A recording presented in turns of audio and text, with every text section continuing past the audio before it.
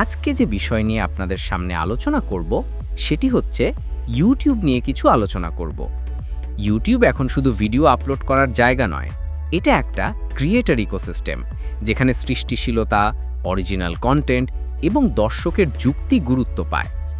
নতুন যারা শুরু করতে চায় তাদের জন্য এই প্রতিবেদন হবে একটি মানচিত্র, যেখান থেকে তারা সঠিক পথে চলতে পারবে। মনিটাইজেশন নীতির পরিবর্তন 15 জুলাই 2025 থেকে ইউটিউব তাদের রিপিটিশাস কন্টেন্ট নীতি আরও কঠোর করবে। অর্থাৎ যেসব ভিডিও মূল বা অথেন্টিক নয় সেগুলি মনিটাইজেশন থেকে বাদ পড়তে পারে। ভিডিও মনিটাইজেশন সিদ্ধান্ত নেওয়ার প্রক্রিয়ায় এআই এবং মানব পর্যবেক্ষণ মিলিয়ে রিভিউ বাড়ানো হবে। মিড রোল বিজ্ঞাপনের সময়স্থান নির্ধারণ বা স্বয়ংক্রিয়ভাবে ছড়িয়ে দেওয়ার জন্য নতুন নিয়ম চালু হবে। নতুন ফিচার ও সুযোগ ইউটিউব শর্টসে টিকটকের মতো এডিটিং ফিচার যোগ করার পরিকল্পনা চলছে, যেমন ক্লিপ কাট, রিঅর্গানাইজ করা, স্টিকার, ইমেজ ওভারলে ইত্যাদি। দ্য ভার্জ ইউটিউব ক্রিয়েটরদের সঙ্গে কমিউনিটি পুরনো কমিউনিটি ট্যাব এখন পোস্টস ছাড়া নতুন কমিউনিটি হাব নিয়ে ফিচার আরও প্রসার করা হচ্ছে, যাতে দর্শকদের সঙ্গে সরাসরি যোগাযোগ বাড়ে। নিশ বা বিষয় নির্বাচন নতুন শুরু করলে একটি স্পষ্ট নিশ বা বিষয় বেছে নেওয়া জরুরি।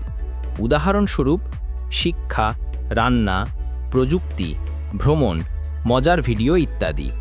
হুট করে অনেক বিষয় একসঙ্গে করা ভালো হয় না। প্রথমে একটা রাস্তা ধরে উন্নতি করো।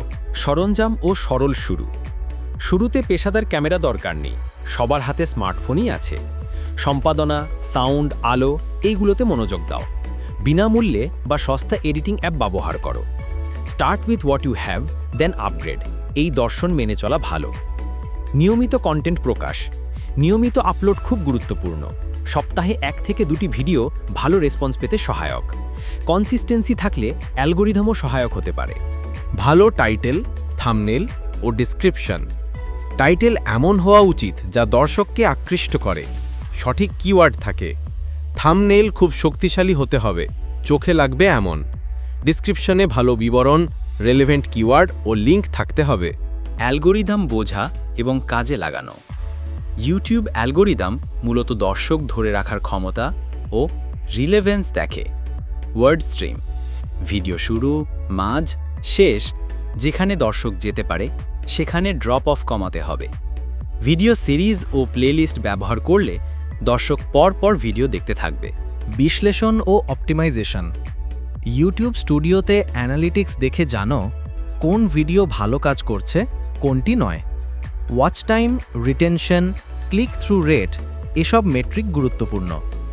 পারফরম্যান্স অনুযায়ী কন্টেন্ট ধরন বা ফরম্যাট পরিবর্তন করো।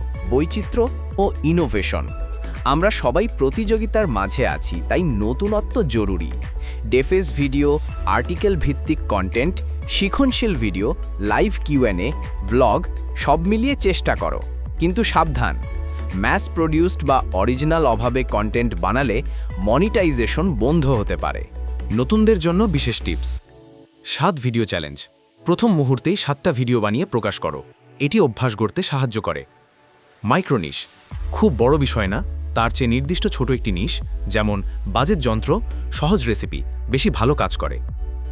কনসিস্টেন্স প্লাস ধৈর্য 1 সপ্তাহে বড় ফল আশা করো না, মাস বা বছরের পরিকল্পনা করো। শিক্ষা চালিয়ে যাও, নতুন ইউটিউব আপডেট, এসইও কৌশল, ভিডিও ট্রেন্ড সব সময় শিখো ও অ্যাডাপ্ট করো।